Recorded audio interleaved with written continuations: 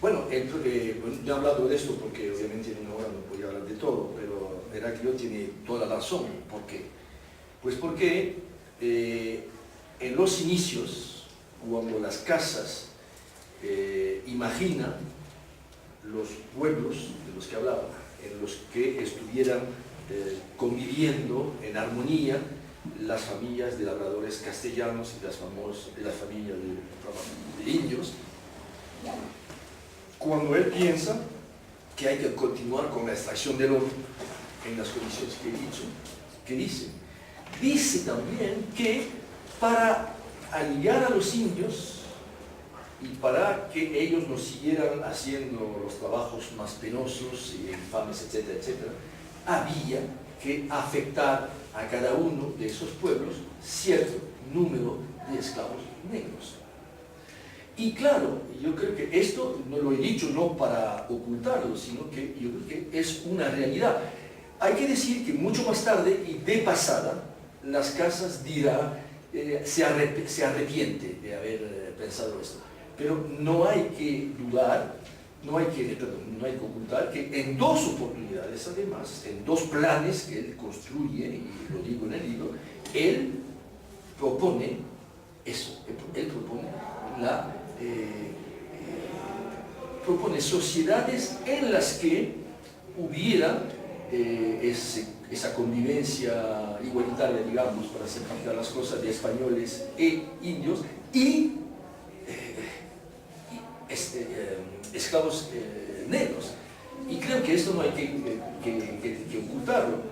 ¿Qué significa esto? Pues yo creo que eso significa sencillamente que las casas, no era un santo, no era un ser, un fuera de ser, era un hombre de su tiempo, que no cuestionaba la esclavitud de los negros, lo cual hoy en día a nosotros nos parece, primero, una infamia, y la esclavitud, y dos, el hecho de que las casas defiendan a los indios y se sitúa dentro del sistema esclavista que conocía muy bien por sevillano, nos parece algo que no funciona, pero bueno, es una falta de lógica.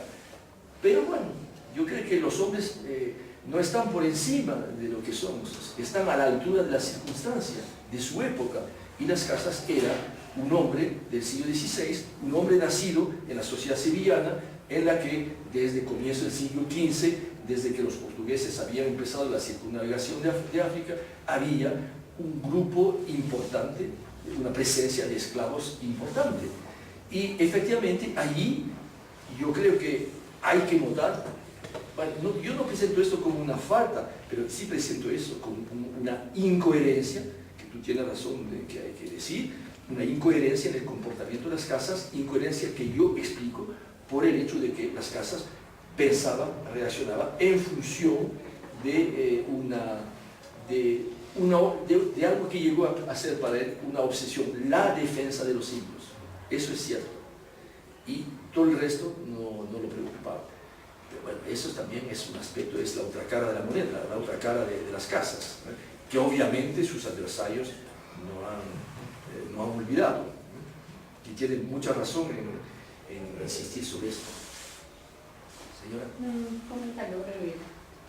Podría decirse que efectivamente el remedio resultó peor que el mal, haber traído a los esclavos africanos. Y no tengo precisión en este momento. La idea de traer esclavos africanos fue solo supongo yo que no fue solo idea de Bartolomé de Las Casas, sino de algún grupo que fue solo de ellos, o hubo varios. No, la pregunta que usted hace es muy importante.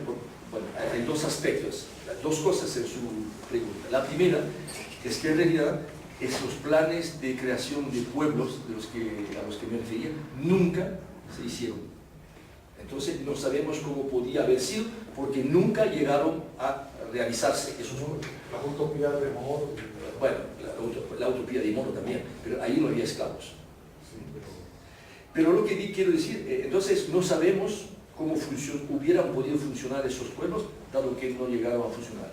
Lo otro, no hay que hacer como algunos han hecho de Las Casas el promotor de la esclavitud negra en América, porque la esclavitud negra en América existía antes, se inició a comienzo del siglo XVI, en los primerísimos años del siglo.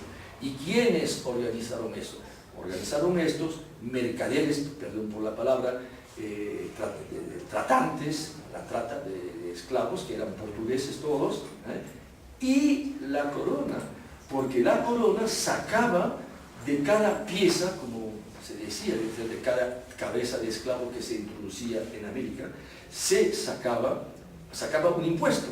E inclusive en los primeros asientos que hay en los primerísimos años del siglo XVI en América, el propio rey, don Fernando el Católico, introduce él, no lo hace él porque estaba metido en otras cosas, pero sus apoderados introducen cierto número de esclavos cuyo beneficio en la venta que se hizo de ellos recayera únicamente en una persona particular que era además rey de Aragón. Entonces, no sabemos lo que podían haber sido esos pueblos utópicos, y dos, las casas no fue ni el que imaginó la trata de los esclavos, ni el que hizo que la trata se ampliara, sino que él propuso para sus planes, en sus planes de gobierno, echar mano de la trata negra. Gracias. Bernard, no sé si has relacionado a las casas con Quiroga, con Fray Bernardino de Sahagún, sin duda una relación.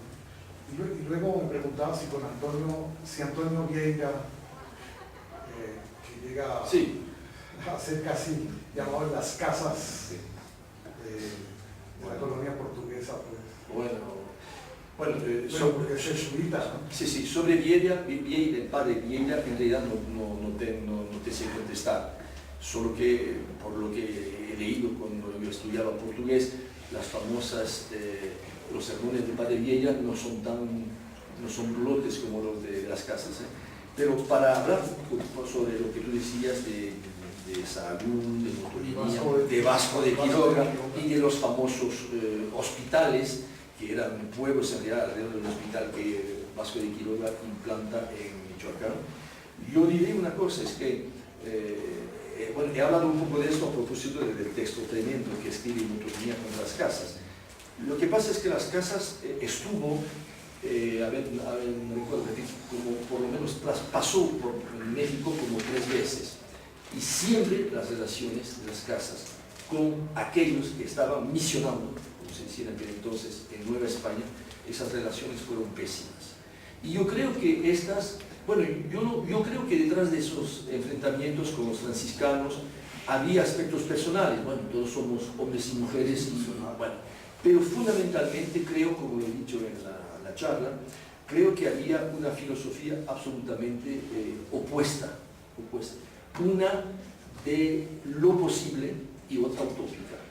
Y entonces, claro, yo creo que es muy posible que esos franciscanos que estaban bregando décadas por resultados nimios, hay que decir las cosas como son, a lo mejor pudieran estar molestos del aura que rodeaba las casas y tal vez del comportamiento del propio las casas, que llegó pasando el tiempo a estar totalmente compenetrado de la idea de que Dios lo había llevado al mundo, lo había traído al mundo, para redimir a España de los crímenes, que estaba cometiendo en América.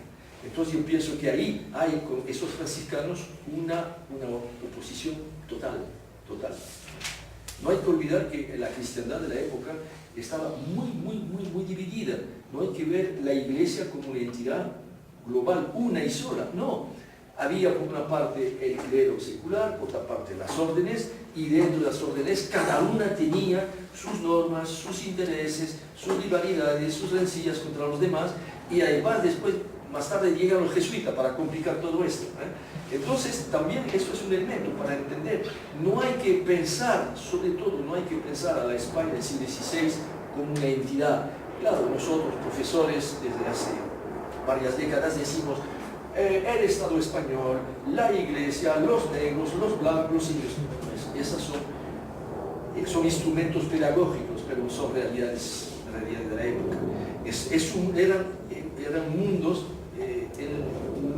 no eran bloques así constituidos, eran sociedades en las que los diferentes elementos jugaban, se cohesionaban o entraban en pelea.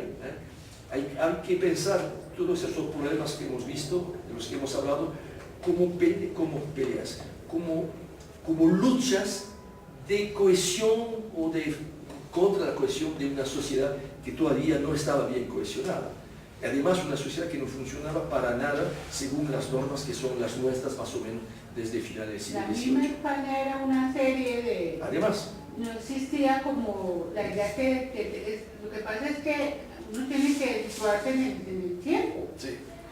España no existía como la conocemos ahora, que si en este momento hay los conflictos del País Vasco, de Barcelona, De ahí que, bueno, hace 500 años menos. en los textos del siglo XX sobre las casas, la lectura anticolonialista que se ha hecho de las casas a partir de los años 60, bueno, es interesante, no lo dudo, pero está totalmente fuera de ámbito. Es realidad a las casas. Bueno, obviamente siempre los historiadores tienen un problema, cómo leer un texto del 16 siendo nosotros hombres y mujeres del siglo XX. Pero en el caso de hacer las casas un abanderado del anticolonialismo, además de un planteamiento totalmente erróneo, fue equivocado. ¿Por qué? Porque las casas nunca planteó las cosas así. Y además las cosas no se podían plantear de esa forma.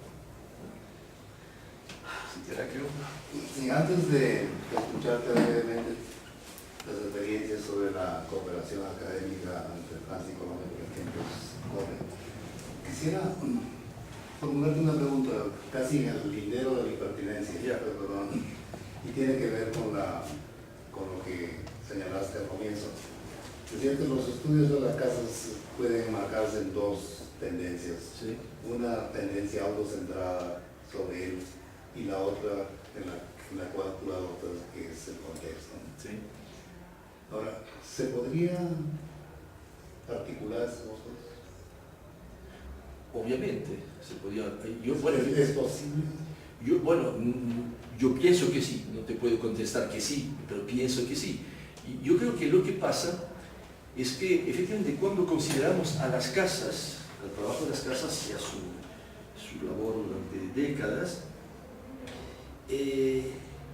no hay que olvidar algo, es que las casas es un hombre, es que las ideas, los planteamientos, las teorías, la religión, la filosofía, la teología son grandes principios de la época, pero las casas no es más que un hombre de su época, con sus limitaciones y con, sin duda, cualidades relevantes. Pero también hay un elemento que no hay que olvidar, es que cuando uno estudia el recorrido de las casas, como he hecho durante varios años, y lo hace sin prejuicios. Para mí, las casas, yo no tenía ni prevenciones a favor ni en contra de las casas. Es obvio que, a mi juicio, hacer de las casas una especie de santos es algo totalmente erróneo. ¿Por qué? Pues porque las casas tenían obviamente sus defectos. Pero también aquellos que lo critican, que lo demuestran, etc., también eso no tiene sentido, porque eso se hace en función de